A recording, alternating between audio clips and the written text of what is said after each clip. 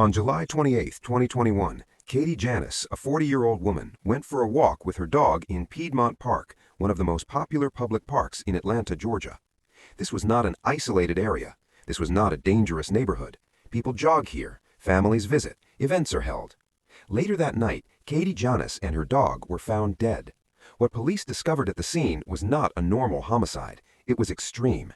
Katie's body showed multiple stab wounds, severe facial injuries, and clear signs of overkill, meaning the violence far exceeded what was necessary to cause death. Her dog was also killed. This immediately tells investigators one important thing. This was not a robbery. Nothing was stolen. There was no financial motive. So the first logical question is, why was this attack so personal? Police confirmed that the injuries suggested rage, not planning for profit. This is often seen in crimes driven by anger, obsession, or psychological instability. Now let's talk about evidence. The crime occurred in a public park, which means there should have been CCTV footage, witnesses, and digital trails. But here's the problem.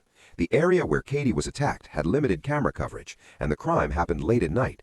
By the time police arrived, the trail was already cold. Investigators collected DNA. They collected physical evidence, but none of it led to an arrest. Which brings us to the next critical question. If the evidence exists, why is there no suspect? One possibility is that the killer was a stranger with no criminal record. Another possibility is that the person blended into the environment, someone who knew the park, the timing, and how to leave unnoticed. Police also explored the idea of a targeted attack, but there was no confirmed stalker, no public threats, and no known enemies. So we are left with uncertainty. Another disturbing detail is the symbolic nature of the injuries.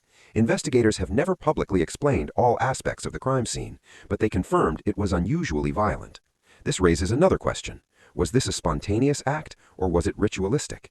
The Atlanta Police Department has stated that the case is still active, but years later there is no arrest, no named suspect, and no public reconstruction of the killer's movements. This silence creates fear, not just for Katie's family, but for the public. Because if this can happen in a crowded city park, then where is truly safe? Janness was not a symbol. She was not a headline. She was a person who went for a walk and never came back. And the most troubling part of this case is not just the brutality, but the absence of answers. So the final question remains, was this a random act of violence, or is the truth known but not yet revealed? Until that question is answered, the murder of Janness remains one of America's most disturbing unsolved crimes.